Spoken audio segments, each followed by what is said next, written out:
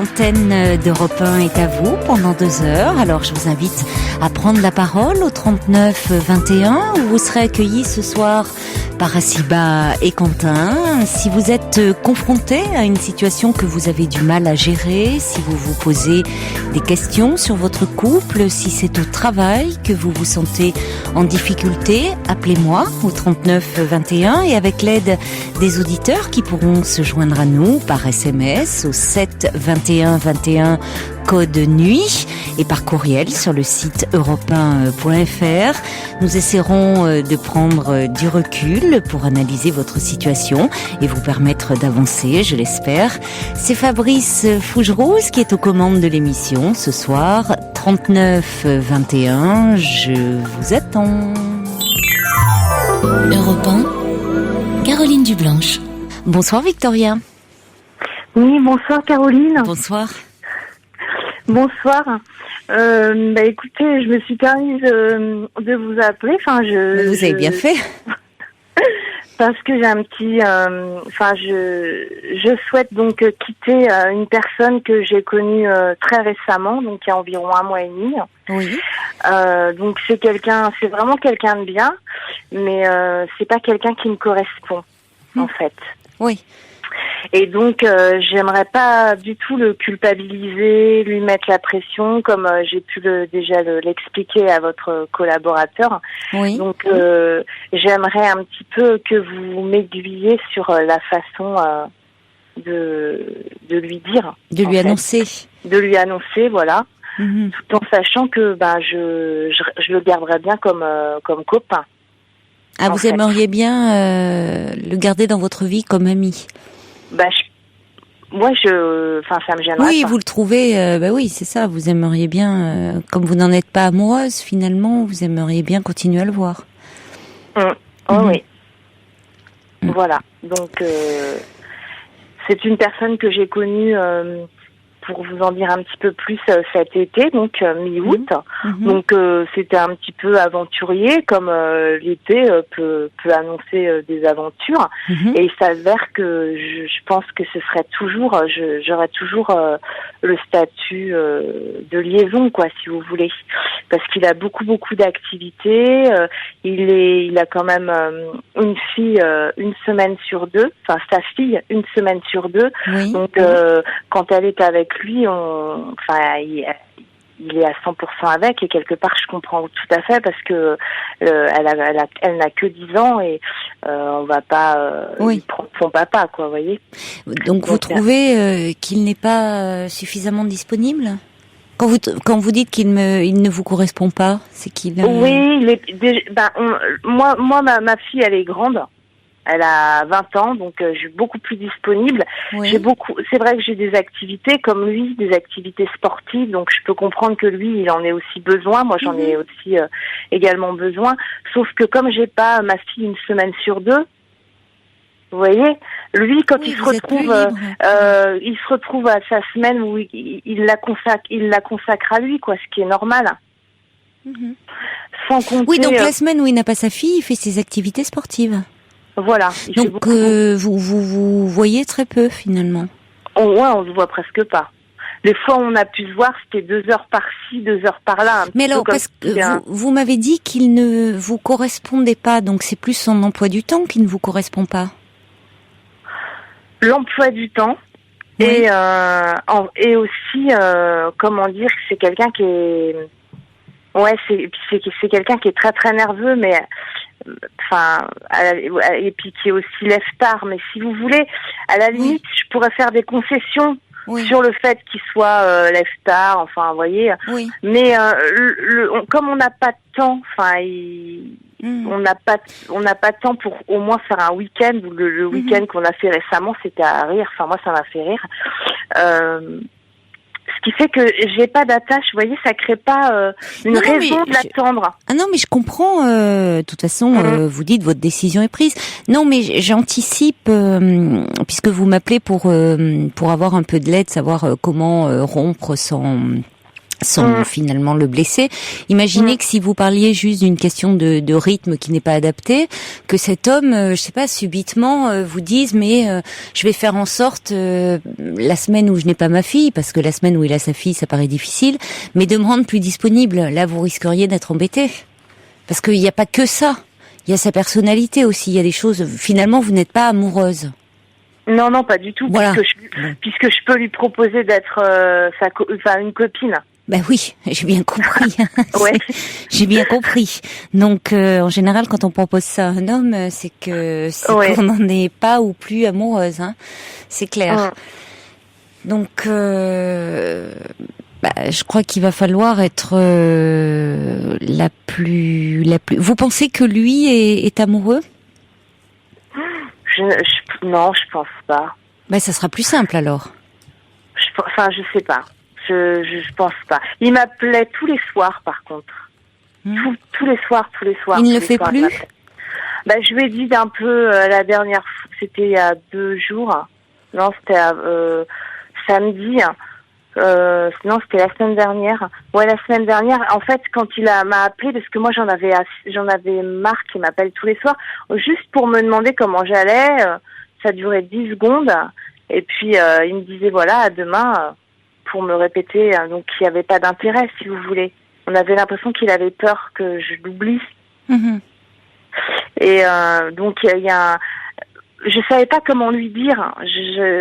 Sachant que des fois je fais des gaffes, je n'ai pas répondu à ses appels. Donc lui, si vous voulez, il m'a laissé des messages. Et le dernier message qui m'a fait le rappeler, c'est parce qu'il avait l'air complètement dépité. Et donc je lui ai dit, écoute, c'est pas la peine de te mettre dans des états pareils. J'étais pas disponible, c'est pas grave. Sois pas triste. Donc il m'a dit non, mais c'est pas de ma faute, c'est parce que je suis nerveux. Bon, déjà le fait que vous lui ayez demandé de mettre un peu de la distance dans ses appels téléphoniques. Étant donné que vous vous voyez très peu, il est pas idiot, il doit bien se rendre compte que vous n'êtes pas hyper en demande.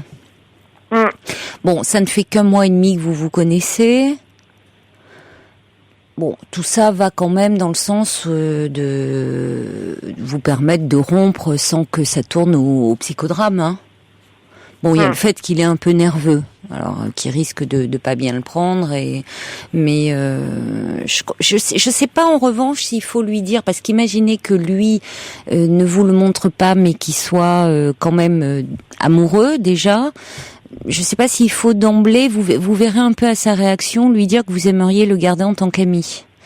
Vous verrez un peu à sa réaction ça, mais je crois qu'il faut lui dire assez simplement que vous vous apercevez que vous avez vécu des moments agréables, très forts avec lui, mais que vous avez des personnalités vraiment très très différentes, et que vous pouvez ramener les choses à vous aussi finalement, dire que vous ne vous sentez pas prête de nouveau à vous investir dans une histoire, et puis que de toute façon, compte tenu de vos rythmes respectifs, ça paraît pas possible.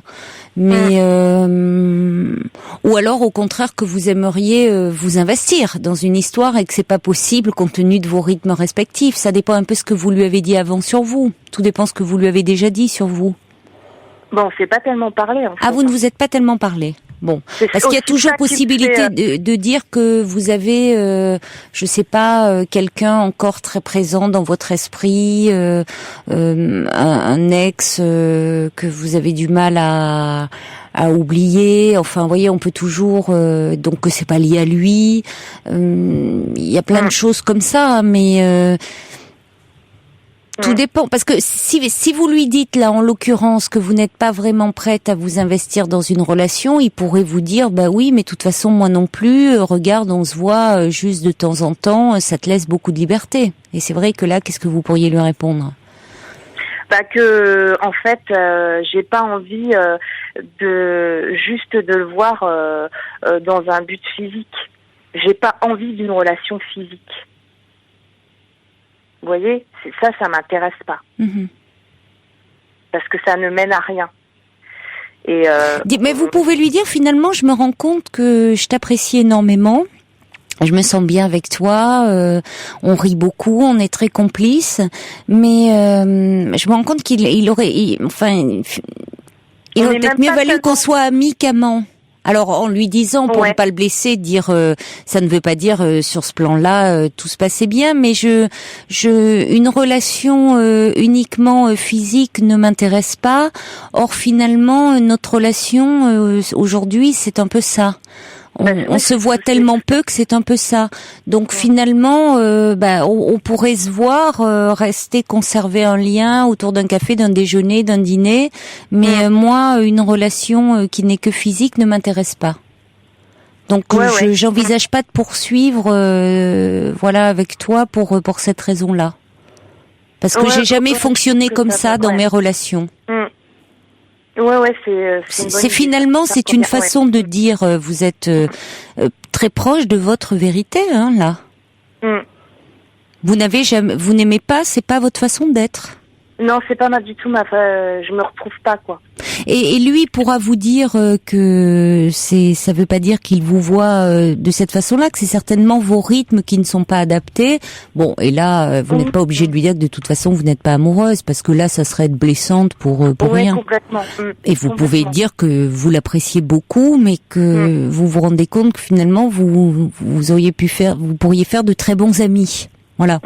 Ah oui, je pense que c'est quelqu'un de bien. Parce que vous vous sentez mais ça vous pouvez lui dire, que vous vous sentez très complice, très proche de lui, mais voilà.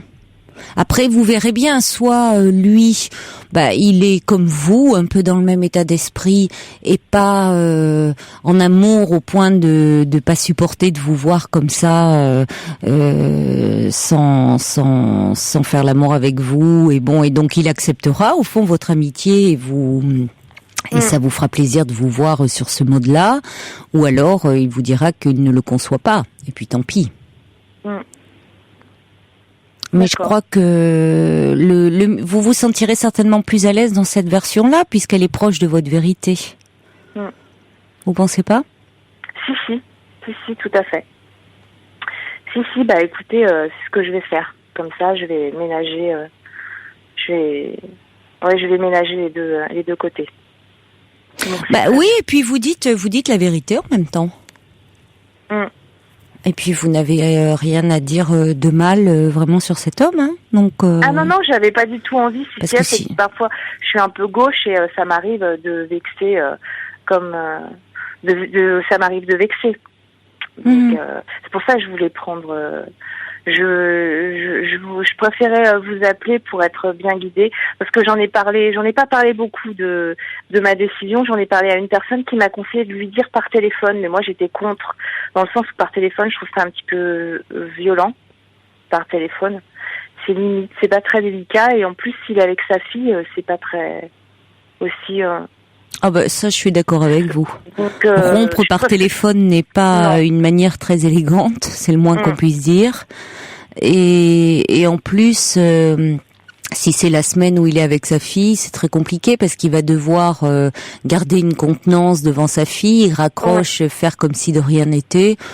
C'est pas quand on peut, c'est quand même voilà. D'autant plus que il n'y a pas de. Vous êtes ensemble depuis 1 mois et demi. Il n'y a pas. Enfin, je veux dire, vous n'avez pas vécu. Ça devrait pas tourner au psychodrame, quoi. Vraiment.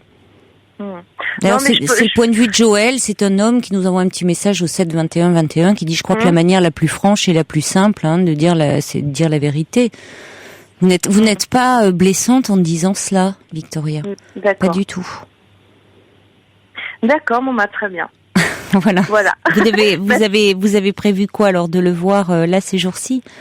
Je vais proposer parce qu'il voulait il essayait de comprendre pourquoi je n'étais pas disponible. Et moi, je lui ai dit que je pouvais pas lui dire par téléphone. Oui, donc vous avez déjà préparé le terrain, quand même. Ouais, donc je lui ai proposé qu'on se voie au restaurant, parce que là, cette semaine, ça va être la semaine où il n'a pas sa fille. Donc je lui ai donné je lui ai proposé des jours où moi je ne faisais pas non plus, où j'étais dispo aussi, donc comme ça lui donnait un éventail, on va dire, une marge de manœuvre. Et donc il a choisi jeudi, donc ce sera ce sera jeudi. Voilà. Alors le subversif, lui, voilà, qui donne des comment rompre à la mode du subversif. Dites-lui tout de go que ces grasses matinées quotidiennes vous insupportent au possible et que de toute façon vous détestez ces ignobles cravates de petits arrivistes ridicules. Voilà, vous demandiez comment ne pas être blessante, comment faire les choses en douceur. Voilà, un petit conseil de notre ami le subversif, tout en douceur, tout en rondeur. D'accord.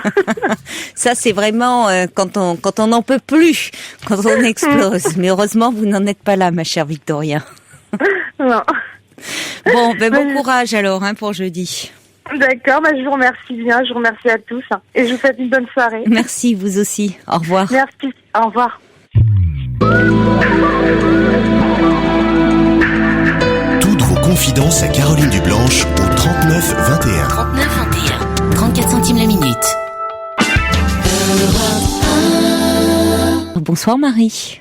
Bonsoir Caroline, Bonsoir. merci de me recevoir chez vous.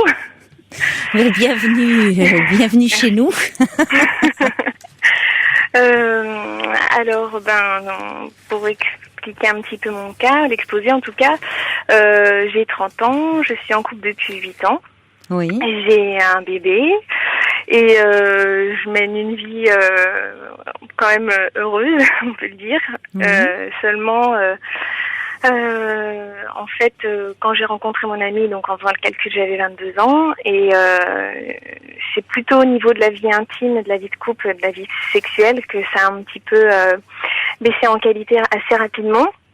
En fait, nos rapports sont devenus assez vite insatisfaisants et en termes de durée de sa part, si bien que petit à petit, je me suis un petit peu réfugiée. Enfin, je me suis construit une carapace, on va dire, en refusant de voir tous les signaux sexuels qu'on peut avoir dans la vie et donc j'ai mené une vie pendant quelques années sans désir sexuel uniquement, sans désir, sans envie, et je vivais très très bien comme ça. Mais au début, c'était satisfaisant votre sexualité. Les premiers rapports, oui. Les premiers rapports, vraiment, ça s'est très bien passé. Et puis, petit à petit, même très vite, au bout de quelques mois, il partait entre guillemets très vite. Et donc, il y avait un plaisir assez rapide. Oui, qui contrôlait pas et il était très très déçu de pas me faire plaisir. Ça le travaillait beaucoup. Au bout de quand vous dites assez rapide, c'est-à-dire c'est quelques mois. C'était quelques mois, on va dire maximum 1 an, vraiment. Et dans la première année, il arrivait à contrôler, son plaisir. Oui, tout à fait.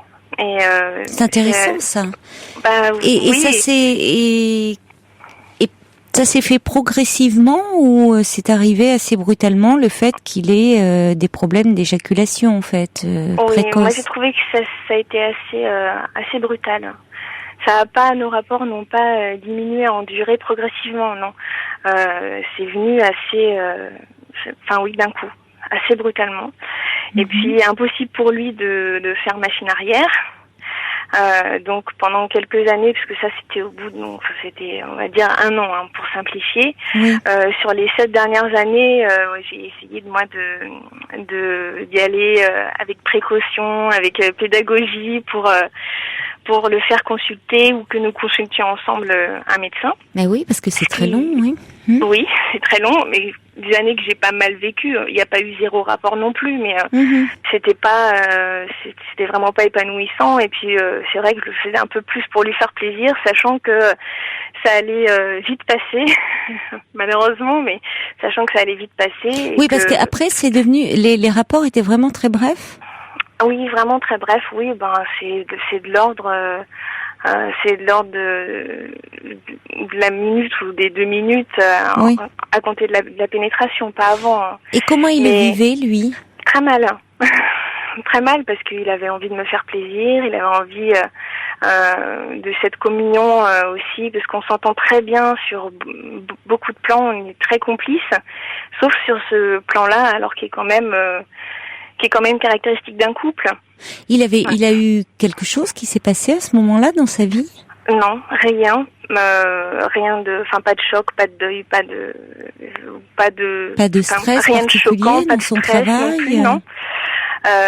On est même parti en voyage plusieurs mois au sac à dos et donc là c'était vraiment, on réalisait un petit peu une envie commune et ça, même pendant ce voyage-là, ça n'a rien changé. Donc alors qu'il était quand même particulièrement détendu, on est content, on était tous les deux contents de réaliser ce voyage. Enfin, non, j'ai essayé de penser à ça, mais j'ai rien vu. Alors, je suis sa deuxième partenaire en tout, et avec sa première partenaire, en fait, c'était aux alentours des 18 ans. Hein, on s'est rencontrés à 22, donc oui. Ça a jamais marché. Il est toujours parti très vite, et notre rencontre s'est faite.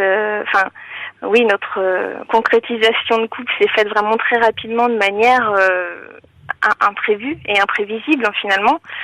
Donc moi je m'étais dit qu'il n'avait pas eu le temps de stresser et qu'il n'avait pas eu le temps de prévoir ou de bien faire ou de quoi que ce soit, et que donc ça s'est bien passé en fait, voilà, au début.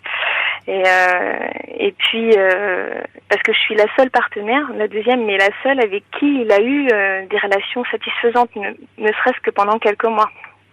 Et oui, mais voilà. C'est important ça. Oui, c'est important, mais du coup, c'est pour trouver le fait générateur de la baisse de qualité, c'est un petit peu plus délicat parce que ça a marché. Donc c'est que c'est pas physique. Non. C'est que voilà. Donc on est allé voir un docteur. C'est rarement physique. L'année dernière. Ah oui. Vous êtes allé voir un médecin. Un médecin spécialiste, oui, je sais plus. Si un andrologue, un urologue. Oui, c'est ça, un andrologue. Un andrologue. Ouais, un andrologue qui lui a prescrit des médicaments comme le Cialis ou même des antidépresseurs. Oui. À gérer lui-même pour voir quel type de cause ça pouvait être. Oui. Ça n'a absolument rien changé, rien. Et puis. Mais il n'avait pas de problème d'érection, parce qu'il lui donne du Cialis. C'est pas des problèmes d'érection qu'il avait. Non, je crois que le Cialis c'est juste un retardateur d'éjaculation. Je crois que ça n'a rien à voir avec l'érection. Je sais pas. Après, je confonds peut-être, mais non, il n'y a aucun problème d'érection. Ça, c'est pas le problème. On le donne aussi. Bon, mais enfin, moi je suis pas andrologue. Et alors donc, les antidépresseurs, il en a pris également? Non, oui, ça n'a pas marché. Il était même très fatigué. Ça, je pense que ça a joué et ça l'a fatigué un petit peu. Mais non, ça, au niveau de la qualité des rapports, ça n'a rien fait. Et donc, en fait. Moi, je vivais finalement bien ma petite carapace jusqu'à ce que... Mais carapace où vous faisiez en sorte de ne plus avoir de désir, trop? C'est même pas que je faisais en sorte, parce que ça s'est fait vraiment naturellement, sans que j'y réfléchisse. Je me suis pas dit du jour au lendemain, bon, ça y est, j'arrête d'avoir du désir, j'arrête d'y penser. Ça marche. Voilà. si on se le dit, de toute façon, ça marche pas, hein.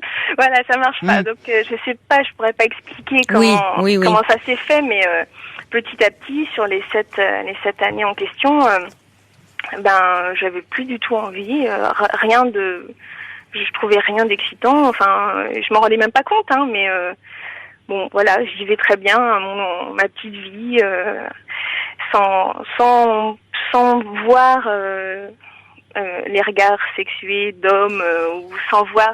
Alors je voyais que je plaisais quand même, mais je devais dans mon comportement mettre une barrière. Oui, certainement, oui, parce que vous ne les voyiez pas à ce moment-là. Voilà. Ouais. Voilà, vous ne les remarquiez pas. Voilà, exactement. Et là, je commence de nouveau à voir. Alors je sais pas pourquoi là encore. Mais oui, on m'a fait quelques avances il y a quelques semaines. Oui. Et on peut dire, ça m'a réactivée, on va dire. Oui. Où j'ai de nouveau vu, j'ai de nouveau perçu les êtres humains comme des êtres sexués, en fait, tout simplement. Oui. Et donc, tout ce désir et cette excitation que je pouvais ressentir de nouveau vis-à-vis d'autres hommes, donc j'en ai fait bénéficier mon couple parce que Oui. j'ai essayé de les assouvir dans les bras de mon ami. Oui. Et donc ça a un petit peu mieux marché en durée. Donc ça me confirme quand même a priori que c'est psychologique. Hein. Ça me paraît assez évident maintenant. C'est peut-être moi aussi qui faisais un blocage, je sais pas. Hein. Mais là, je me retrouve confrontée du coup à une deuxième question, qui est celle de la technique, de la technicité, puisque bon, sur les 8 ans, déjà c'est moi qui apportais plus d'expérience que lui dans notre couple, et en plus sur les 8 années de couple, il y en a quasiment pas eu vraiment avec des rapports satisfaisants. Donc en termes d'expérience, d'apprentissage, c'est pas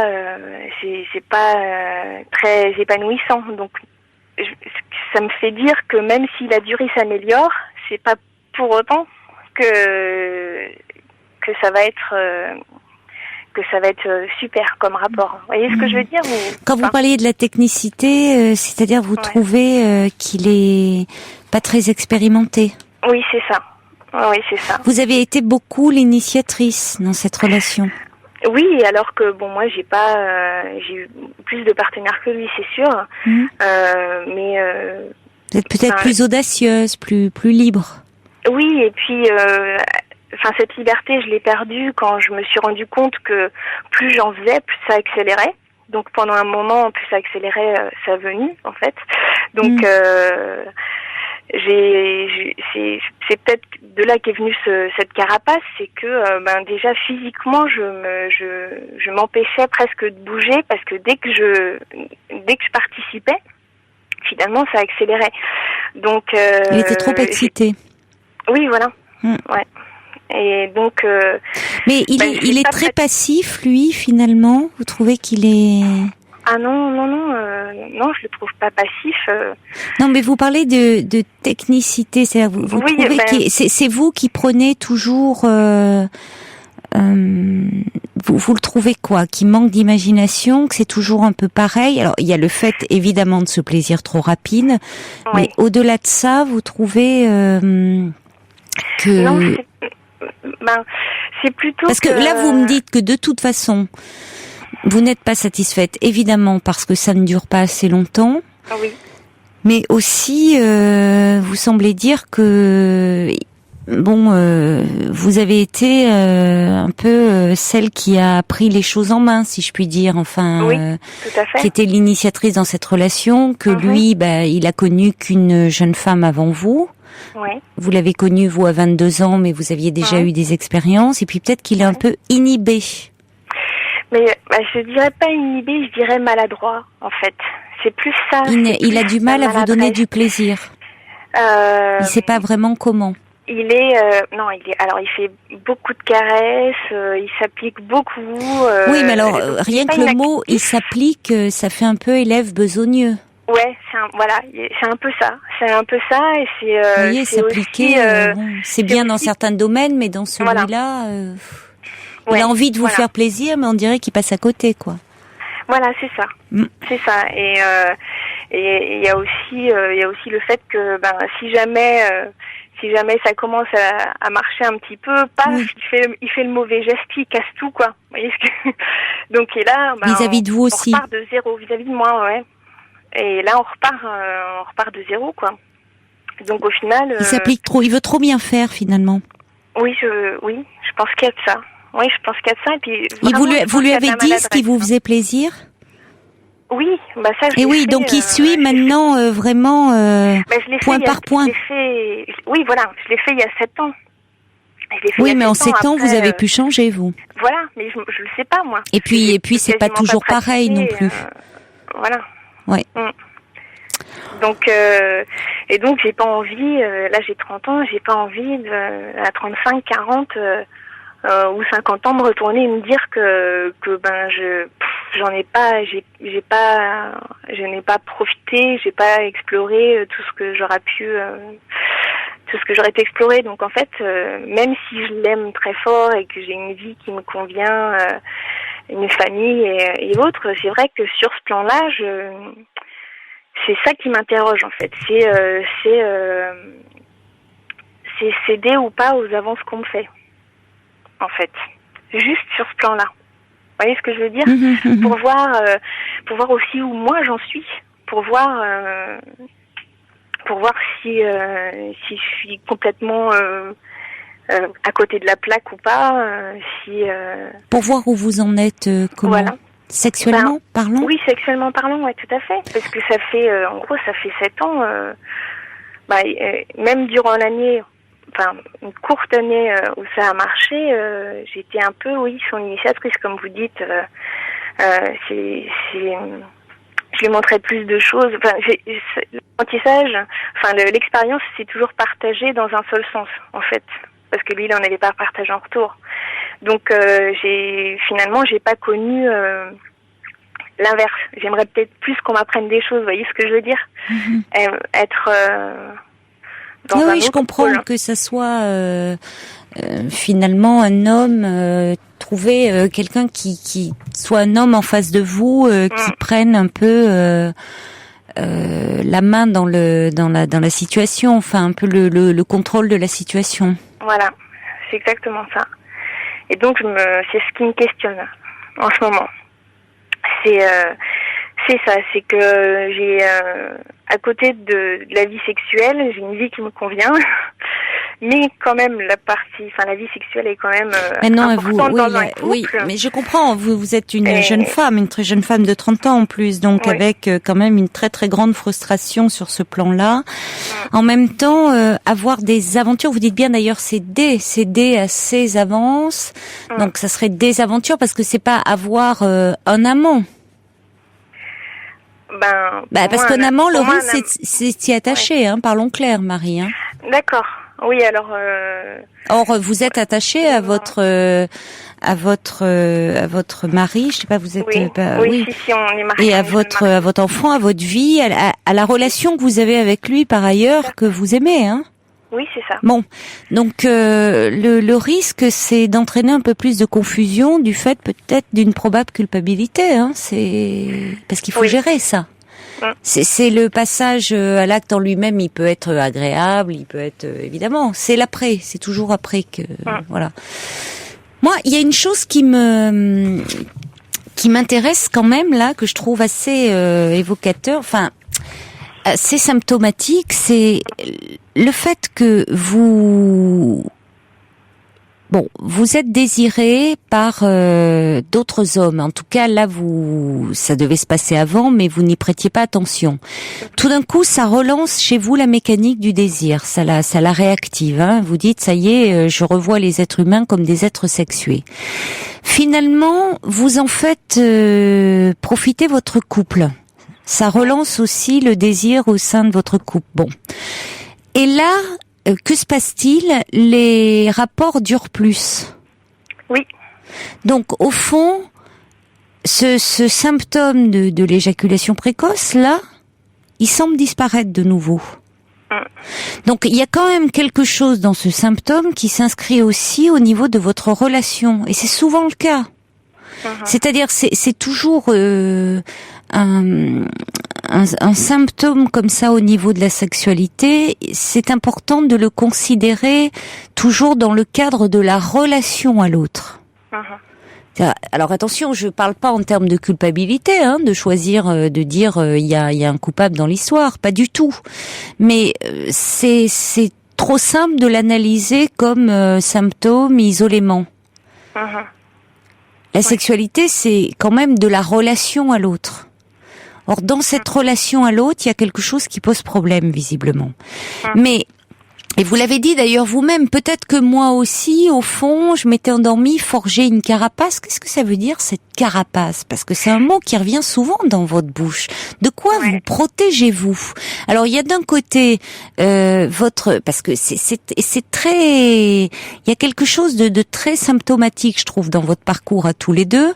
C'est que pendant, vous dites plusieurs mois, vous dites quasiment un an, bon, il a des rapports qui durent normalement, enfin je sais pas la normalité dans la sexualité, mais enfin des rapports qui ça dure satisfaisant en tout cas. Voilà, suffisamment pour vous. Bon, et puis subitement il se met à voir, je dis de nouveau parce que ça s'était passé, mais c'était ses premières expériences sexuelles, à avoir un plaisir trop rapide. Vous forgez une carapace, vous protégez, et puis quand il y a ce déclic de nouveau chez vous de désir, lui, son symptôme disparaît. Donc il y a quand même quelque chose de très enchevêtré là. Mais c'est vrai qu'il n'y a rien de plus contagieux que le désir. Le fait aussi d'être dans le désir, même si à ce moment-là vous pensiez à d'autres hommes, ça a dû transparaître. Enfin, vous l'avez amené ça dans la relation. Oui. Moi, je me dis que quand même, ça vaudrait le coup. Vous avez bien fait d'aller voir un andrologue pour s'assurer que sur le plan physique, il n'y avait pas de problème organique, mais je pense que ça vaudrait le coup quand même d'aller voir un sexothérapeute, tous les deux, d'aller parler de tout ça. Ouais. Je pense que il y a plein de choses, certainement plein de pistes intéressantes et passionnantes à explorer. Parce que ce qui me fait dire ça d'autant plus, Marie, c'est que par ailleurs, vous avez une relation, vous le dites, assez, voire très complice. Je vois pas pourquoi vous pourriez pas mettre de la complicité là-dedans. Maintenant, je comprends très bien que, vous voyez, je pense que ça vaut le coup de tenter au moins. Maintenant, je comprends ce que vous ressentez aujourd'hui, à savoir que, et ça me paraît très très sain en plus, que votre désir soit relancé, que d'autres hommes vous désirent, que vous le voyez, que vous le ressentiez, et que vous soyez tenté de répondre à leurs avances, parce que c'est sûr qu'à 30 ans, se dire je vais mener une vie comme ça avec tellement de frustration sur le plan sexuel, je comprends que ça vous paraisse pas envisageable. Et dans un sens, c'est bien que vous réagissiez. C'est ce que j'ai vécu quand même là sur ces 7 ans. Le fait que d'avoir une vie de couple sans vie sexuelle épanouissante, mais qu'est-ce qui fait que vous l'avez accepté pendant 7 ans d'ailleurs? J'en sais, mais vraiment je l'ai pas mal vécu. Non, j'entends bien. Donc la période qui était la plus difficile à vivre, c'est les premières, toute la période, on va dire, de transition où les rapports ont baissé en qualité et moi je me suis retrouvée de plus en plus bloquée parce que dès que je faisais un geste, dès que je faisais quoi que ce soit, ça devenait trop fort et donc ça accélérait. Donc je me suis retrouvée déjà d'abord bloquée physiquement, comme je l'ai dit, et après le fait de ressentir cette frustration tellement intense à la fin des rapports, c'est vrai que les rapports se sont espacés et puis petit à petit j'ai oublié que ça existait. Voilà. Mais il y a cette question-là. Effectivement, d'ailleurs, moi, j'avais proposé, même dès le départ, d'aller voir un sexologue avec lui. Lui, il a préféré explorer la partie physique. Mais bon, c'était un pas de sa part. Ça fait quand même... Ça l'angoissait moins, certainement. Oui, voilà. Donc moi, j'y suis allée quand même à tâtons. J'ai essayé de ne pas le brusquer là-dessus. Mais donc, j'ai quand même attendu 6 ans, parce qu'on est allé à Saint-Ouen l'année dernière. Moi, mon intime conviction était que c'était psychologique, mais on a exploré la piste. Il a demandé à ce que je sois là pour aller voir le médecin, donc j'ai trouvé que c'était très sain aussi. Je l'avais proposé, je lui avais dit si tu veux que je vienne, je viens. C'est à ton. Vous l'avez vu quand, le médecin? Il y a 1 an. Ah ouais, mais c'est long. Non, mais là, moi, je vous conseillerais d'aller voir un sexologue thérapeute, c'est-à-dire qui reste pas justement au niveau de la technicité. Parce que effectivement, il peut vous donner plein de techniques pour retarder le plaisir, mais moi je pense que d'après ce que vous me dites là de vous et de lui, il se joue quelque chose d'important au niveau de son symptôme qui exprime quelque chose de votre relation, comme comme un jeu de pouvoir. Enfin, il y a quelque chose de particulier là. Ouais. Ok. Alors, il y a Petite Plume qui dit ça doit être très frustrant. Peut-être, oui, vous épanouir ailleurs, parce que le risque, dit Petite Plume, c'est que vous risquez de vous étioler et au final de lui en vouloir. Ça, c'est certain. Si vous restez dans cette situation, vous allez finir par lui en vouloir. Il y a le subversif qui dit sa confiance en l'autre s'est interrompue brutalement, son abandon, ce self-control paradoxal dépend de cette conscience, virilisez-le maternellement. Alors c'est le paradoxe aussi de le viriliser. Cet homme aurait besoin, oui, d'être virilisé, ça c'est certain. C'est certain. C'est pour ça que quand je vous parle de sexothérapeute, c'est vraiment... c'est-à-dire que à un moment il faudrait qu'il puisse, j'ai l'impression qu'il sait pas vraiment se comporter en tant qu'homme. Vous voyez, il perd tous ses moyens, au propre comme au figuré, j'ai l'impression. Ouais, d'accord. Ouais.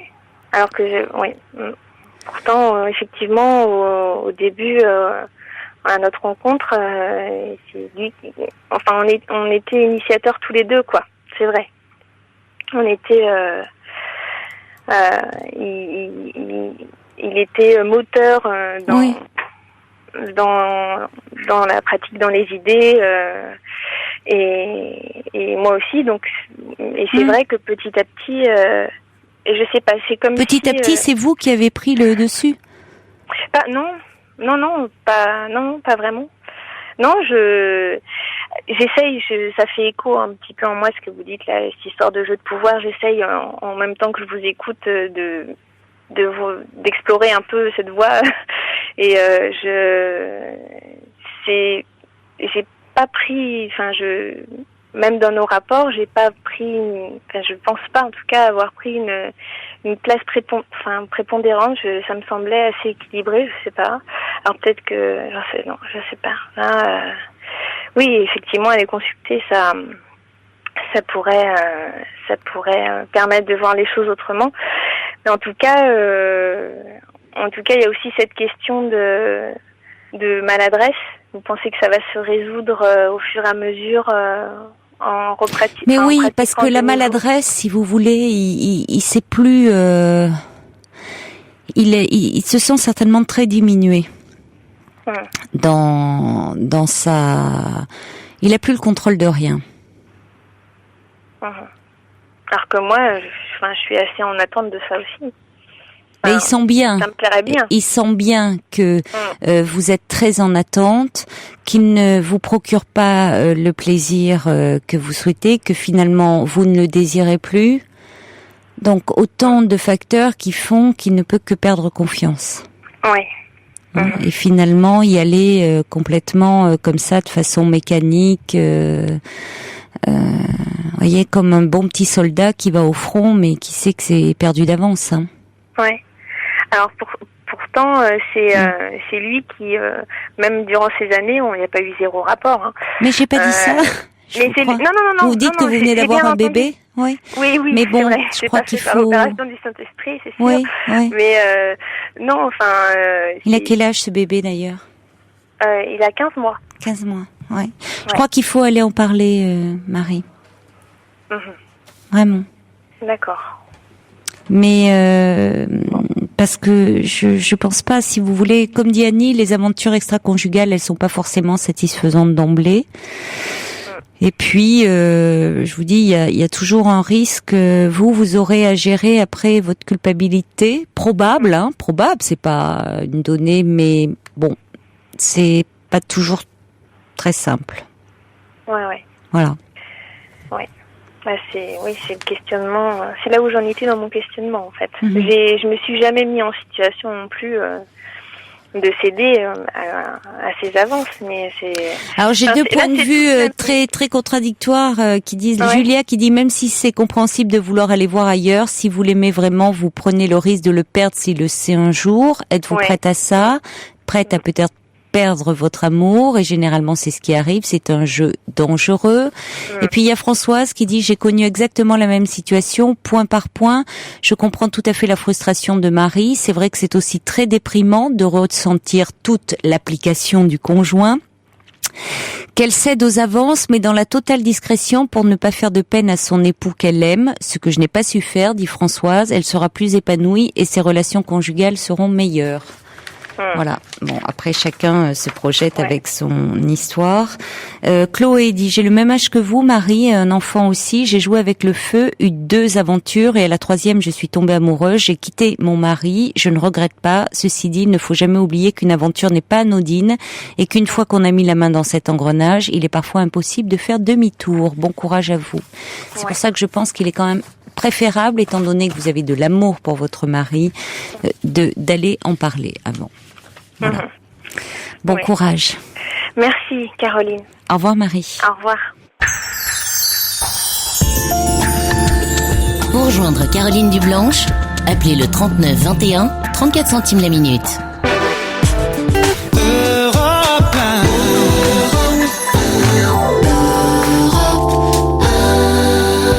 Bonsoir, Christiane. Bonsoir, Caroline. Bonsoir.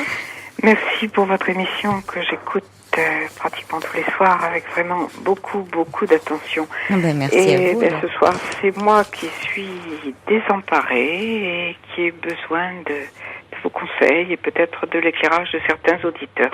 Oui. Voilà, je vous dis ce qui arrive. Une de mes proches amies a perdu son mari au mois de janvier.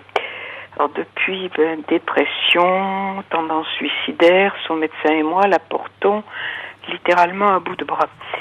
Et puis voilà qu'il y a quelques semaines, elle a rencontré quelqu'un qui lui a parlé d'un médium qui donnait une conférence dans la région et à qui elle pouvait adresser une photo de son mari sur laquelle il pourrait travailler. Bon, ce qu'elle a fait tout à fait incessante d'ailleurs. Elle m'en a parlé à ce moment-là, me demandant ce que j'en pensais. Je lui ai dit, peut-être un peu lâchement, que je connaissais fort peu de choses là-dessus et que je n'avais pas vraiment d'opinion. Voilà.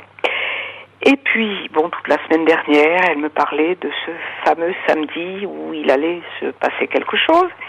Effectivement, samedi, elle s'est rendue à la conférence, elle a rencontré le médium en question, et puis bien sûr, vous vous en doutez, le miracle a eu lieu.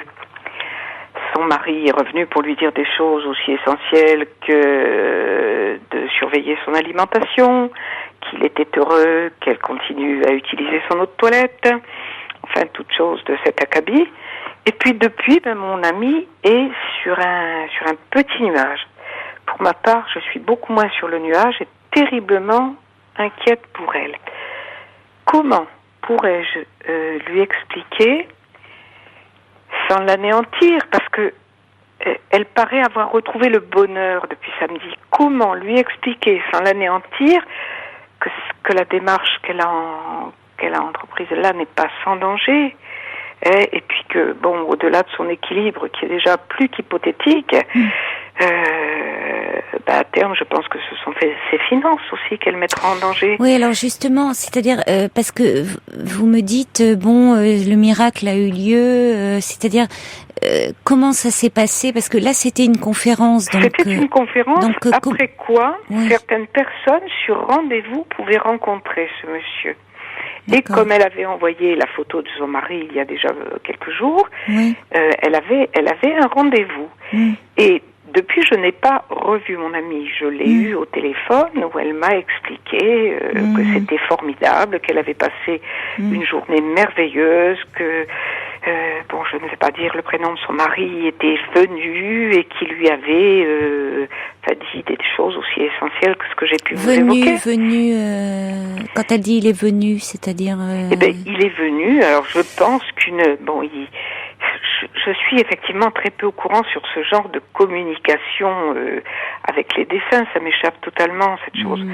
Et quand on n'a pas cette croyance-là, évidemment, ça ne peut qu'échapper. Comment s'est-il manifesté ? Je suis incapable de vous le dire, mais elle a la ferme conviction que son mari est revenu et était présent pour lui dire quelque chose. C'est un pouvoir d'autosuggestion sur des personnes très fragiles. Cette consultation était payante ? Alors, à ma connaissance, les premiers travaux, si on peut dire, n'étaient pas payants. La consultation, elle me paraît déjà beaucoup plus réservée, pour me dire. Et je pense qu'à terme, ce sera toutes les consultations qui le seront. Parce qu'elle doit le revoir, évidemment. Mais bien sûr, vous pensez que puisqu'il a fait revenir son mari... Alors, comment... Alors, ce qui me préoccupe, c'est que je me demande... puisque ça paraît lui avoir donné un élan. Oui, c'est ça. Oui. Comment ne pas casser ça? Mais d'un autre côté, je ne peux quand même pas... Non, on va en parler. On va en parler ensemble. On aura peut-être les réactions justement d'auditeurs au 3921 qui étaient confrontés à ce genre de situation pour eux-mêmes ou dans leur entourage, d'avoir leur avis après le journal. Donc ne raccrochez pas, on continue à en parler, Christiane. Je vous remercie.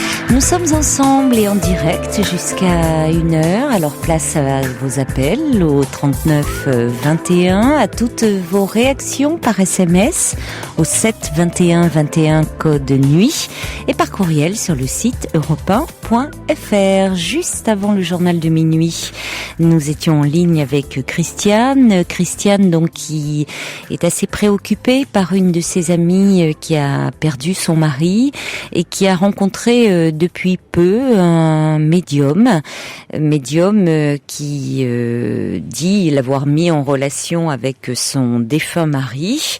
C'est bien ça, Christiane ? C'est tout à fait ça, Caroline. Alors, votre amie a perdu son mari en janvier ? Au mois de janvier. Il y a exactement 8 mois. D'accord. Et elle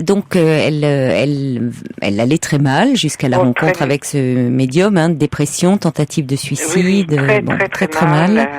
Bon. Et là, elle est allée à une conférence samedi 26.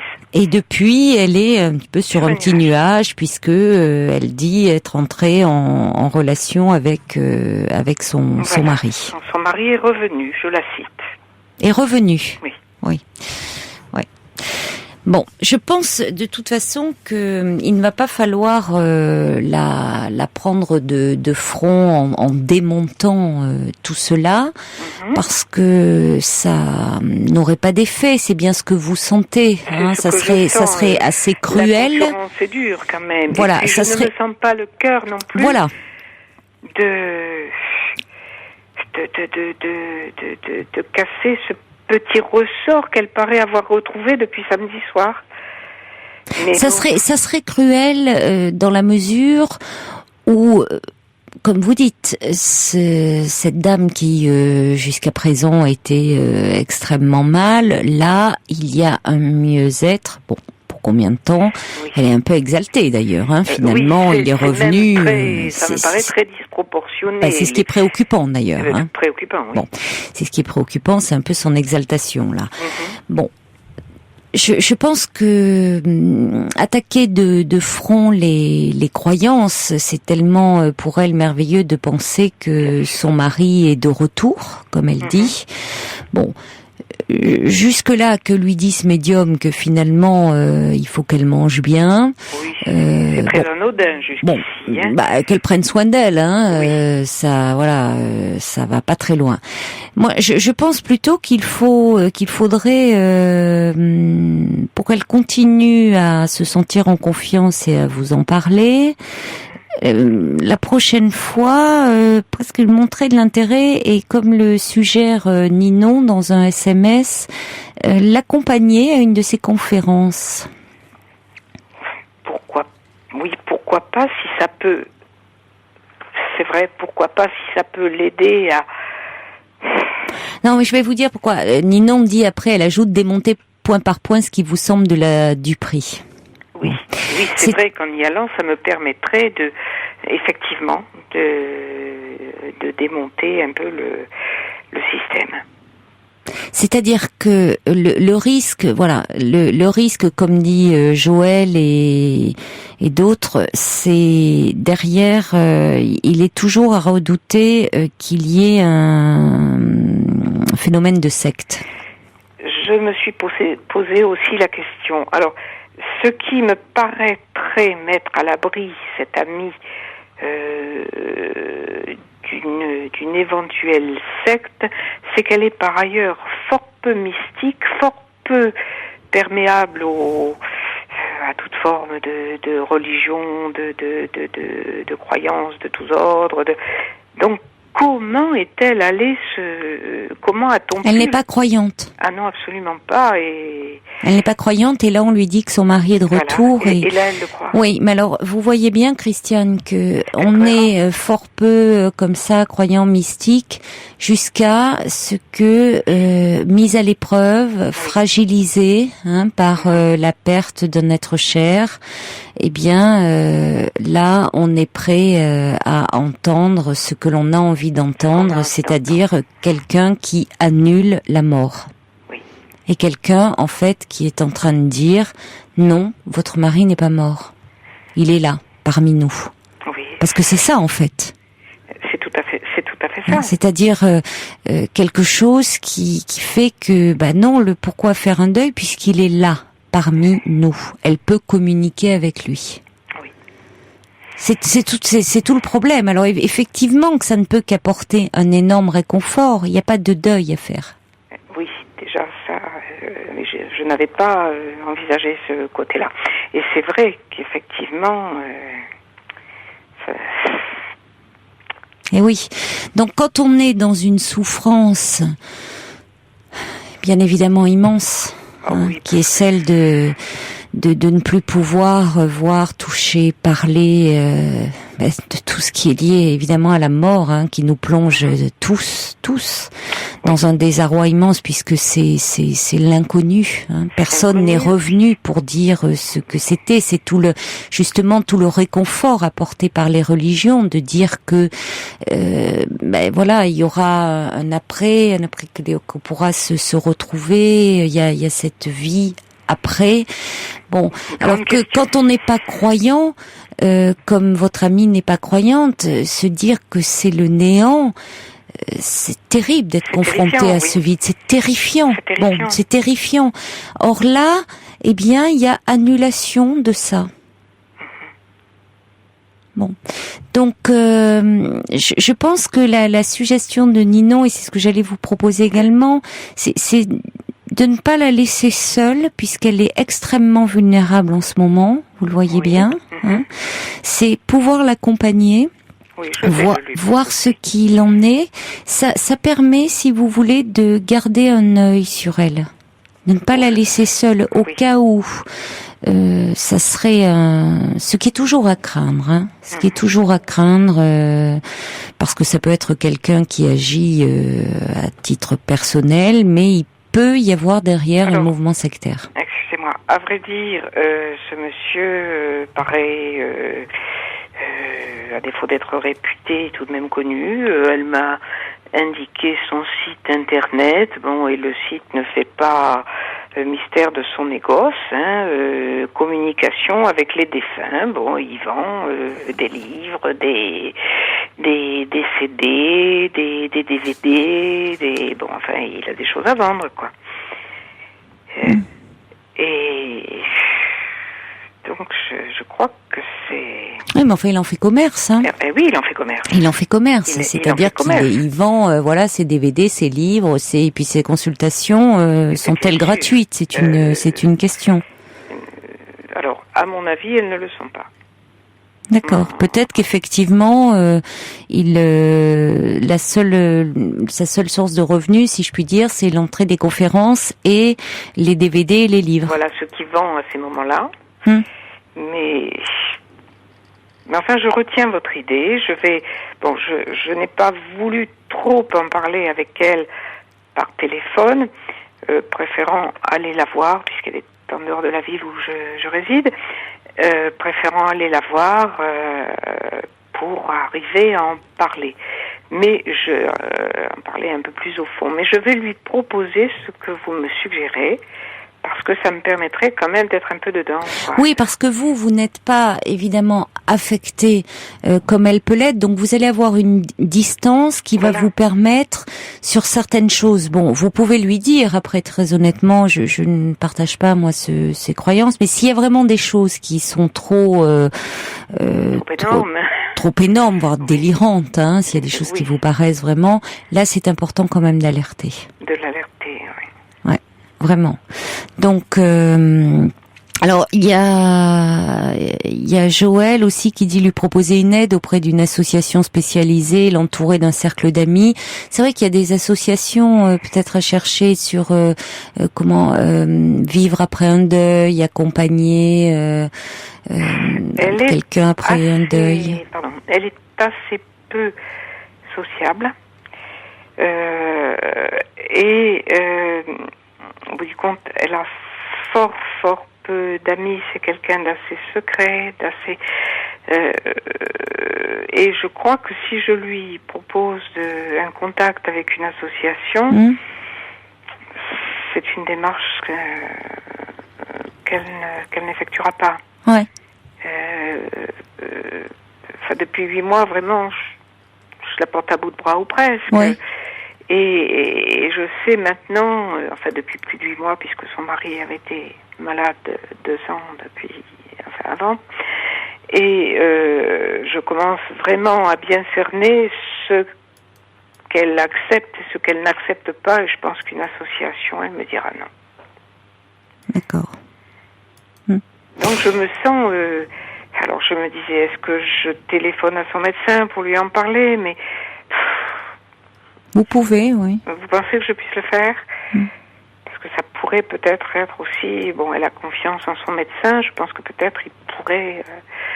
Oui, sous couvert, lui, après, il est tenu par le secret. Donc, j'imagine, vous voyez, il est intelligent. Il ne va pas lui dire lors de la prochaine consultation, alors, oui, bien sûr, vous êtes allé voir, il n'a pas à dire, mais qu'il soit informé, peut-être par rapport à certains de ses propos. Voilà, qu'il soit informé de sa démarche. Voilà. Oui. Eh bien... Alors, il y a également, on va accueillir, alors il y a Petite Plume qui s'énerve, qui dit que je ne lis pas ses SMS parce que Petite Plume dit qu'il est dans ce domaine des gens sérieux et des escrocs notoires, et elle dit c'est pas aisé de développer ce sujet par SMS, ça c'est certain. Oui. Elle dit il faut pas tout mélanger, les médiums, les voyants. Alors là, c'est un médium, c'est un médium. Qui se présente comme tel sur Internet. Bon, enfin, écoutez, en même temps, si quelqu'un était revenu pour dire comment c'était après la mort, ça se saurait quand même. Et puis je pense que par ailleurs, ce serait trop simple si c'était possible. Nous avons tous, les uns et les autres, perdu des êtres chers, et en ayant la sensation de ne pas leur avoir dit forcément tout ce qu'on avait à leur dire. Donc s'il y avait une possibilité de communiquer de cette manière, je crois que nous l'utiliserions tous. Alors, je reçois un mail de Christine qui dit « Vous ne pouvez pas vous mettre à la place de votre amie ni juger de sa douleur. » Évidemment, ce que vous ne faites pas d'ailleurs. La douleur, elle est immense. Alors, elle dit « Ne vous inquiétez pas, elle a besoin pour le moment de ressentir son mari présent. » C'est cela qui va lui donner une force inouïe. J'ai perdu mon fils de 20 ans dans un accident de moto et j'ai survécu grâce à ces ressentis très forts de sa présence, ainsi qu'à de nombreux signes que j'avais spontanément ou par l'intermédiaire de médiums en salle dont l'entrée coûtait 6 €. Je ne suis jamais allée consulter en privé, mais j'ai des amis qui l'ont fait 2 ou 3 fois au début, c'est-à-dire en période d'extrême douleur, et se sont arrêtés. Il n'y a pas d'addiction, ne vous inquiétez pas, vous l'aiderez en l'écoutant et en prenant en considération ses ressentis.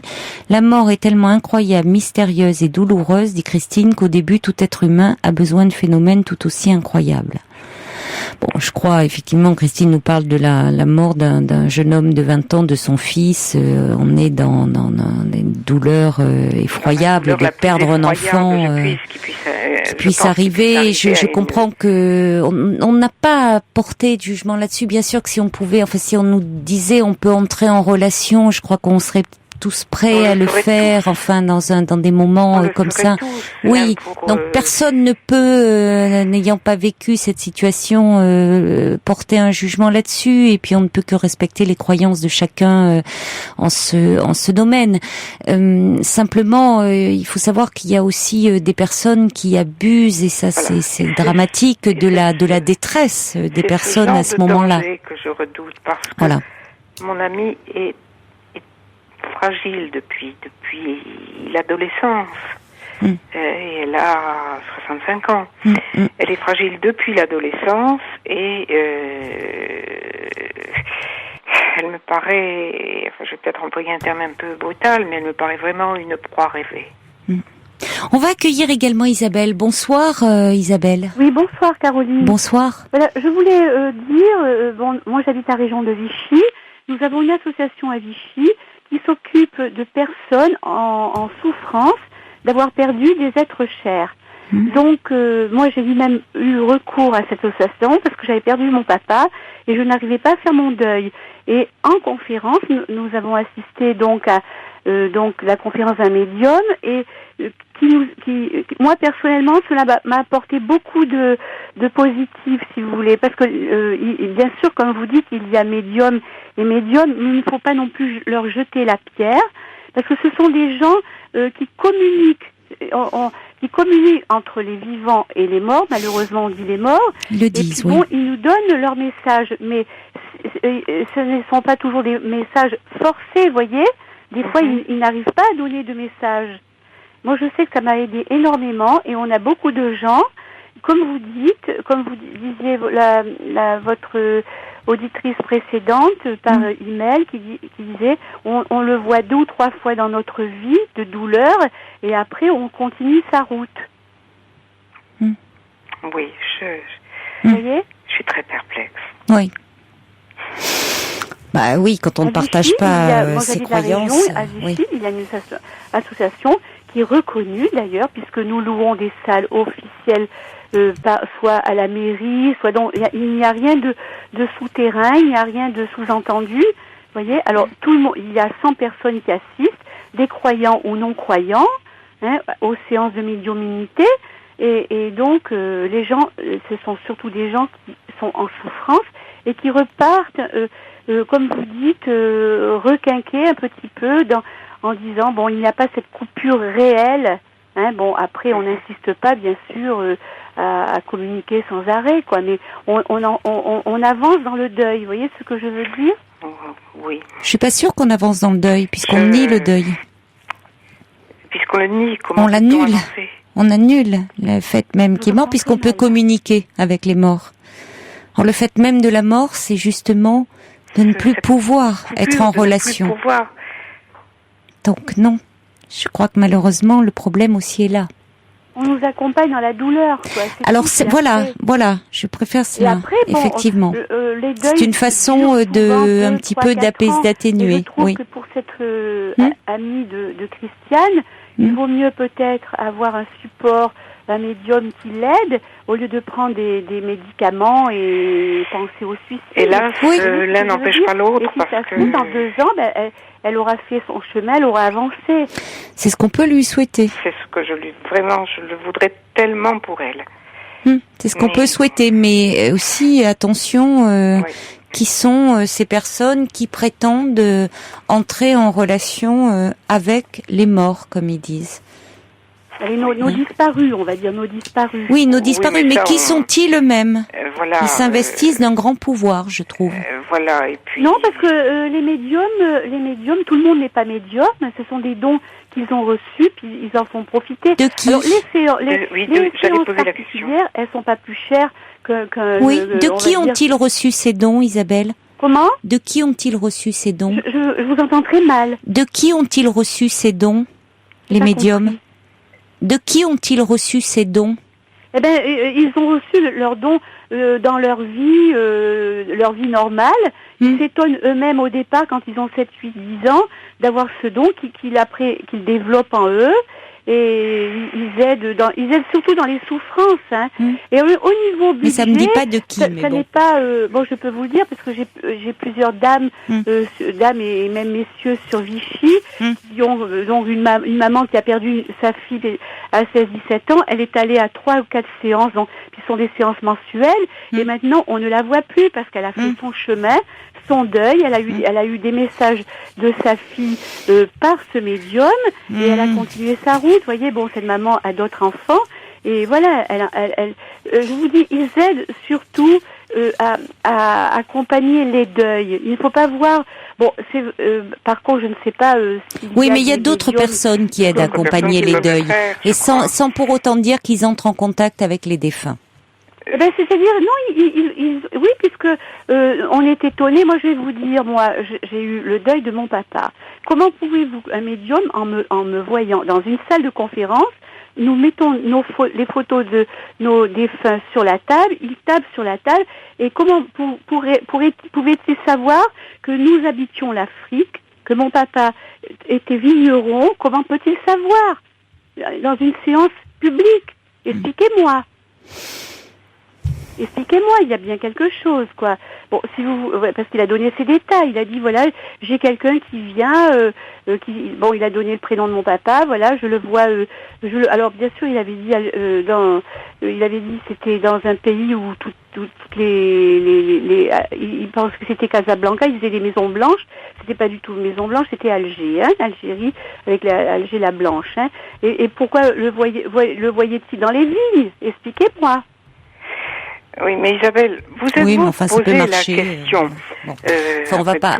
Oui. Je peux me prétendre médium. Attendez, Christiane veut vous poser une question, Isabelle. Pas assister voilà. Je peux me prétendre médium, avoir devant moi. Attendez, écoutez, Christiane qui vous pose une question. Mieux juger. Et puis bon, vous ne voulez pas écouter, visiblement. Je ne poserai donc pas ma question.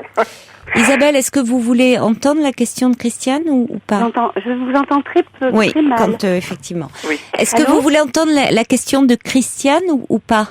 Attendez, ne quittez pas, je vais ouvrir un peu ma radio, quittez pas. Ah non, n'ouvrez pas la radio, oui, Isabelle. Ce sera pire pour nous, Isabelle. Alors voilà, j'ai ouvert ma boîte. Isabelle, oui, mais ça va être compliqué pour nous alors à ce moment-là. J'éteins. Oui. Christiane voulait vous poser une question. Voilà. Alors, ma question est peut-être un petit peu simpliste, mais je suis ou je me prétends médium. J'ai devant moi un auditoire de 150 personnes. Mais non, vous ne pouvez pas vous prétendre médium, madame. On m'a étalé des photos. Bon, si je dis, bien, est-ce que il y a parmi vous quelqu'un qui aura habité... Non, il donne le prénom. Non, attendez, je vais vous expliquer comment ça se passe. Bon, visiblement... oui, nous aurons du mal à nous comprendre. Il prend une photo du défunt. Il dit, ce monsieur s'appelle Jean, par exemple. Alors, donc, non, mais je crois que Isabelle est totalement convaincue. Voilà. Oui, simplement, tout ce qu'on peut dire, c'est que, Christiane et moi ne partageons pas votre croyance, et voilà, je crois qu'on va pas essayer, on va pas se convaincre les unes les autres ce soir. On vous entend. Assistez d'abord dans une conférence et après vous. Mais j'irai, oui. Voilà, mais voilà, moi je pense, Christiane, que c'est important. Merci en tout cas, Isabelle, de votre témoignage. Je pense que c'est important, voilà, que vous accompagniez votre amie, pour un peu ne pas la laisser seule et garder un œil sur elle.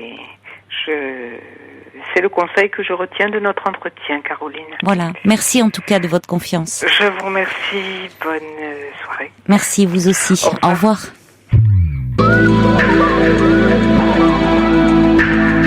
Toutes vos confidences à Caroline Dublanche au 39 21. 39 21. 34 centimes la minute.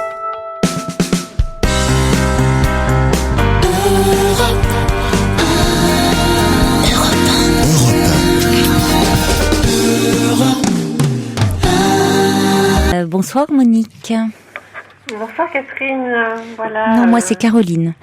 Oui, Caroline, excusez-moi. Je vous en prie. Donc je vous appelle ce soir, je suis très contente de vous parler parce que je sais que vous avez de très bons conseils. Et parce que ce soir, je suis complètement, pas anéantie, mais enfin essorée de chagrin. Et je sais pas si je deviens pas un petit peu gaga. Attendez, pardonnez-moi Monique, je suis désolée, mais Fabrice me dit qu'il y a de l'écho. Vous avez votre radio allumée? Non, mais j'ai mis Le haut-parleur oui, peut-être. j'enlève. Ah oui, si vous pouviez, merci. Merci beaucoup. Donc en fait, je suis une femme de 65 ans, Oui. au physique agréable, mais à l'extérieur. Pourquoi vous dites ça? Parce que à l'intérieur, j'ai conscience des dégâts qu'il y a, et en plus, comme j'ai le virus de l'hépatite C, eh Oui. bien, voilà, je me dis que mon corps, à l'intérieur, est difficile à accepter. Voilà. Vous avez du mal à accepter ça, Les dégâts de l'âge, et puis en plus le fait que j'ai l'hépatite fait que... Vous le savez depuis combien de temps? Ça fait longtemps que je l'ai, et j'ai essayé de faire un traitement il y a 11 ans qui n'a rien donné, donc j'ai laissé tomber, voilà. Donc actuellement vous n'avez plus de... Oui, mais il devait être question peut-être que je reprenne ou pas, enfin bref, je ne sais pas. Je voulais pas me gâcher le présent parce que je sais qu'il y a des effets secondaires. Et je préférais, essayer de profiter de la vie au maximum. Et puis après, ma foi, de voir, quoi. Et les médecins vous en disent quoi? Quand même, ils sont pas prêts à m'obliger non plus. Hein. Non, ça, ils ne peuvent pas vous obliger. Non. Donc, mais ils pensent, ils trouvent que c'est dommage que vous ne soyez plus suivi. Oui, mais enfin, la question n'est pas vraiment là, quoi. La question, c'est que j'avais fait une croix sur ma vie sentimentale et sexuelle, hein. Et puis, parce que je pensais pas non plus rencontrer d'hommes qui me plaisent. Parce que les hommes de mon âge préfèrent les plus jeunes la plupart du temps. Je voulais également garder ma liberté. Et puis je me suis construite moi aussi une carapace pour me protéger des illusions. Voilà. Et puis, lors d'un voyage récent, un homme a flashé sur moi. Il a voulu passer à l'action. Donc, j'étais tellement paniquée que j'ai tout fait pour le dissuader, quoi. 3 heures durant, et puis j'ai dit n'importe quoi, et puis voilà. C'est-à-dire, qu'est-ce que vous lui avez dit?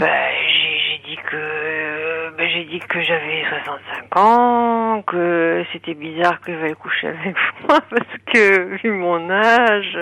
Oh là là, oui, vous avez tout fait pour le dissuader, horreurs, il n'a pas dû comprendre. J'ai dit des horreurs, hein. Bon, non, vous n'avez pas dit des horreurs, en l'occurrence. Vous avez dit votre âge. J'ai bien enfoncé le clou, quoi. Oui. Oui, ça, vous avez volontairement, vous avez essayé, fait en sorte de le refroidir, ses ardeurs. C'est certain. Oui. Vous aviez peur, en fait, de... Le problème, c'est que j'étais complètement paniquée, en fait. Oui. Parce que j'étais très attirée par lui, et puis, je pouvais pas parler de virus. Et oui, c'est compliqué. Je pouvais pas parler de préservatif. Mais si, vous auriez pu. Je sais pas, parce que c'était quand même assez chaud. Dans un premier rapport, si.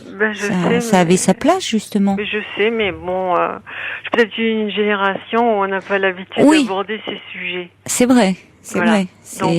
C'est plus compliqué, oui, pour les personnes de votre génération, ça c'est certain. Voilà.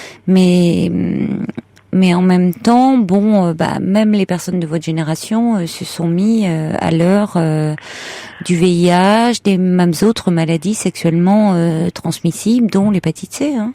Oui, je sais. Mais je sais pas, j'étais complètement paniquée. Je sais pas. Peur. J'avais l'impression que j'étais complètement. Vous aviez fait une croix, comme vous dites. Ah oui, totalement. Et puis là, pensez pas que ça pouvait vous arriver d'être comme ça, désiré. Voilà. Et j'étais prise de court et j'étais complètement. Il me semblait que j'allais sauter dans le vide, quoi. Oui, Oui. Voilà. Donc, nous avons continué à nous voir. Ah, malgré tout. Donc, oui, mais il avait vraiment très envie de vous voir, cet homme. Non, parce qu'en fait, comme on faisait partie d'un voyage organisé. Ah oui, d'accord, c'était voilà, dans ce cadre-là. Oui. Voilà. Donc, oui, mais il aurait pu vous éviter après. Ou...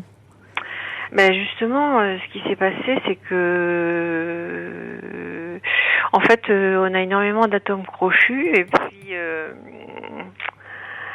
moi, j'étais très attirée par lui, et puis, lui, il a eu l'intelligence de ne pas insister, mais bon, malgré ça, on a été ensemble, et puis moi, je me suis comportée normalement, quoi. Après ça. Puis lui aussi, voilà. Donc, depuis que je suis revenue, en fait, depuis que nous nous sommes quittés, j'ai l'impression d'avoir fait une bourde. Je ne sais pas si j'ai fait une bourde énorme ou quoi. Je ne sais pas. Depuis que vous êtes revenu de ce voyage, oui, en fait, une bourde dans quel sens? Que j'aurais peut-être dû y aller. Oui. Écoutez, visiblement, vous n'étiez pas prête. Vous aviez trop peur, hein, Monique. Oui. Donc ça sert à rien de refaire l'histoire et de vous dire j'aurais dû. À ce moment-là, vous ne pouviez pas. Non, ça non. Vous étiez beaucoup trop angoissée. Non. Mais maintenant, voyons ce qu'il est possible de faire. Est-ce que vous avez échangé vos coordonnées? Est-ce que vous allez le revoir? Je sais pas si je vais le revoir parce que, disons qu'on a nos coordonnées, mais je pense qu'il a dû passer à autre chose. Hein. Et moi, j'ai l'impression d'être passée à côté de quelqu'un qui me convenait sur tous les plans. Voilà, je vais dire ça comme ça. Voilà. Mais est-ce que vous avez, justement, quand je vous parle, est-ce qu'il est prévu que vous vous revoyiez? Est-ce que vous avez... Non, il n'est pas prévu. Vous n'avez pas échangé de coordonnées? Si, mais... alors vous pouvez le recontacter? Je sais pas, après ce que j'ai fait... Après ce que vous avez fait, qu'avez-vous fait? Ce que j'ai dit. Je me dis qu'il a dû prendre conscience qu'effectivement, j'étais une drôle de nana, quoi. Mais vous lui avez écrit une lettre, je crois, là. Vous avez dit, vous avez écrit, vous ne lui avez pas écrit une lettre? J'ai écrit une carte pour essayer de mettre un peu tout à plat, et puis... Tout à plat, c'est-à-dire? De clarifier la situation en disant que lui voulait s'amuser, et que moi j'étais trop verrouillée,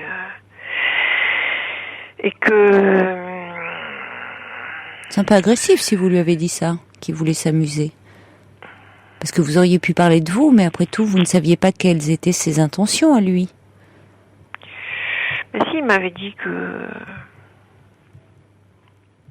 Que quoi? Que c'était histoire de...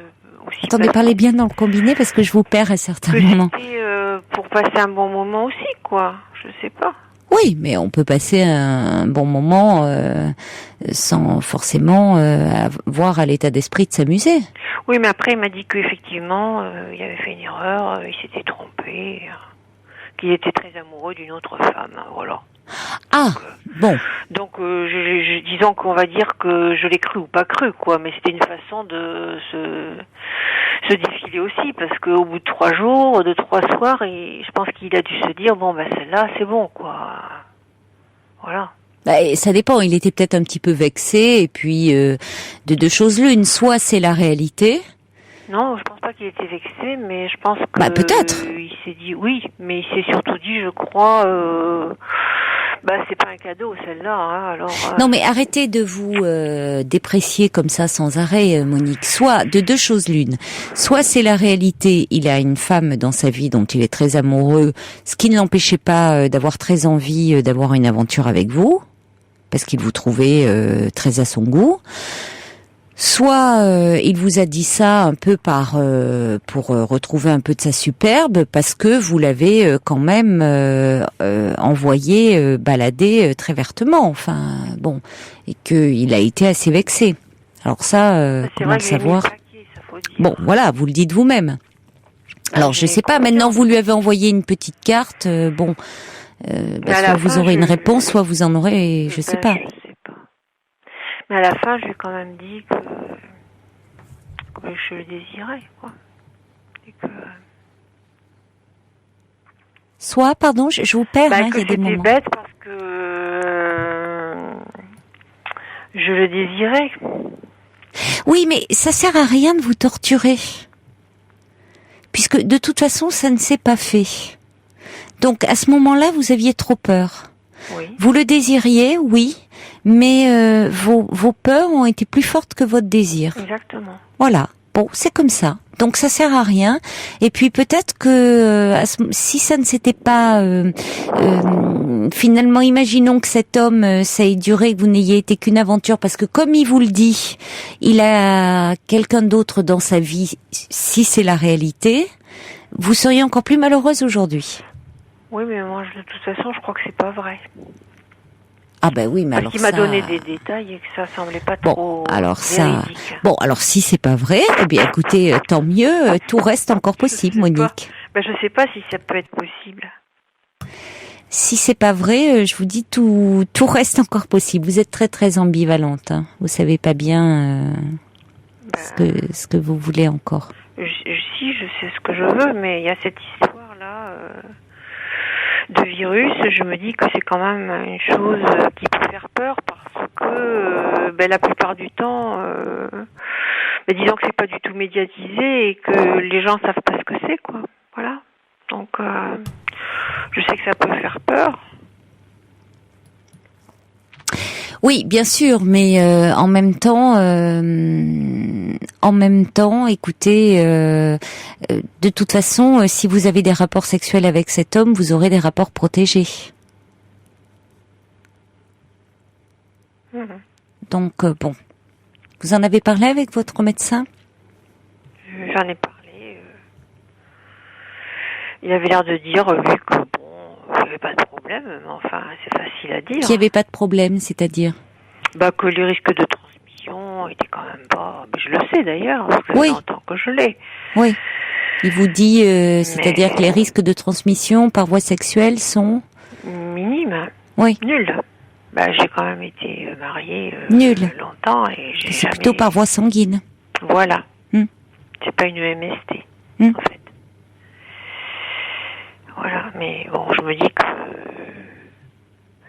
Oui, donc c'est vous qui fixez, là. J'ai eu peur que après, si je le révélais, ça fiche tout en l'air, quoi. Mais vous n'êtes pas obligé de le révéler. Je sais. Voyez, c'est vous qui aussi focalisez là-dessus. Vous êtes il y a plusieurs choses. Je crois que finalement vous vous êtes aussi retranché derrière ce virus pour au fond faire de ne plus avoir aucune vie de femme. D'une certaine façon, voilà, vous aviez ouvert là auparavant, c'était terminé. Et puis le désir ressurgit. Et du coup, ça vous perturbe beaucoup. Mais ce virus, c'est aussi l'arbre un peu qui cache la forêt. Hein. Il y a d'autres choses derrière, je pense. Il faut y réfléchir. Et en tout cas, vous avez envoyé un mot à cet homme. Vous aurez du coup peut-être une réponse. Et si vous avez l'impression qu'il vous a menti par rapport à cette femme, peut-être parce qu'effectivement il a été blessé de votre attitude, ça veut dire que tout reste possible, Monique, et qu'il est possible de le revoir, et que c'est pas forcément une erreur de ne pas avoir eu de rapport sexuel avec lui immédiatement. Quand lui le souhaitait, vous pouvez aussi vous revoir et prendre le temps, et même si vous le désirez, aller à votre rythme à vous. Voilà. Bonne chance en tout cas à vous. Merci au revoir. Beaucoup. Merci beaucoup. Au revoir. Au revoir.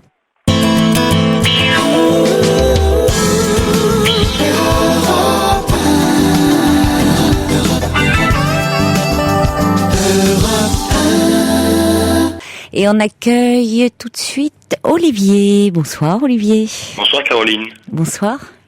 Bonsoir. Je voulais intervenir au sujet de Marie, la première auditrice. Marie, oui, Marie qui nous parlait de ses difficultés dans sa vie amoureuse. Avec son mari, elle voulait aussi... Elle voulait aller voir ailleurs parce que niveau... Oui, parce qu'au niveau sexuel, ça se passait Voilà. pas très bien puisque son mari avait un problème de plaisir Voilà. trop rapide. Ouais. Et moi, j'ai connu ça un petit peu avec mon ex-femme et je pense qu'elle met trop de pression dans le quotidien. Ah oui ? Et, On n'a pas parlé du quotidien, effectivement. Et justement, je pense que c'est ça. Et dans le quotidien, elle lui met trop de pression. Je crois qu'elle veut toujours dominer les choses. Et lui, finalement, ça le panique. Il est stressé. Oui. Et je pense que le fait que le quotidien soit plus paisible, tout va aller naturellement. Vous, c'est ce que vous aviez, c'est ce que vous ressentiez ? Oui, c'est ce que j'ai analysé pour moi-même. Parce que maintenant, je suis avec une concubine et tout se passe bien. Et c'est à cause de ma concubine, elle est beaucoup moins stressée, elle ne demande rien en échange. Et finalement, je suis un peu de nature stressée. Et oui, c'est ça. J'ai reçu un mail, je sais plus, là, je l'ai plus sous les yeux, mais de quelqu'un qui me demandait. Alors après, on est passé à d'autres situations, de développer un petit peu ce que j'entendais par jeu de pouvoir dans la relation, dans le couple. Mais la sexualité, il y a plein d'enjeux de pouvoir. Hein. Faire plaisir, pas faire plaisir, être dans le contrôle ou pas. Enfin, et là, vous le dites finalement. Vous étiez avec une compagne qui voulait être dans le contrôle, dans la domination. Oui, même dans le quotidien. Elle voulait tout régir et finalement, même le soir, au niveau des rapports amoureux, finalement. Et c'est mon avis, c'est ça la base du problème. Et avec elle, donc, vous aviez ce symptôme-là que vous n'avez plus avec votre compagne actuelle. Exactement. Mais ça, c'est intéressant parce que on oublie ça, on a tendance à dire comme ça, ah oui, il y a des hommes qui sont éjaculateurs précoces. Et on dit après, voilà, on les a catalogués, ils sont comme ça. Ce qu'on oublie souvent de dire, c'est qu'ils ont ce symptôme-là plutôt que ils sont d'ailleurs, comme s'ils étaient réduits à leurs symptômes. Moi, je pense que c'est psychologique, c'est ce rapport dominant-dominé du quotidien qu'elle veut et ça le stresse et finalement, il est stressé à nouveau aussi avec les rapports amoureux. Elle veut toujours dominer les choses. En tout cas, pour vous, c'était le cas. Il y avait quelque chose qui était à explorer dans le fait que ça soit apparu brutalement. Et que ce n'était pas le cas au début. Ça interroge, ça ne peut qu'interroger. Et pourquoi effectivement certains hommes... Alors là, dans la relation, il y a quelque chose qui a changé, et vous le dites très bien, Olivier, vous, avec une compagne, vous aviez ce symptôme, avec une autre pas. Donc c'est quand même aussi ce qui se joue dans la relation, qui à un moment rejaillit sur votre sexualité. Et au début, il n'y a pas dans les relations amoureuses, au début, il n'y a pas ce stress du quotidien.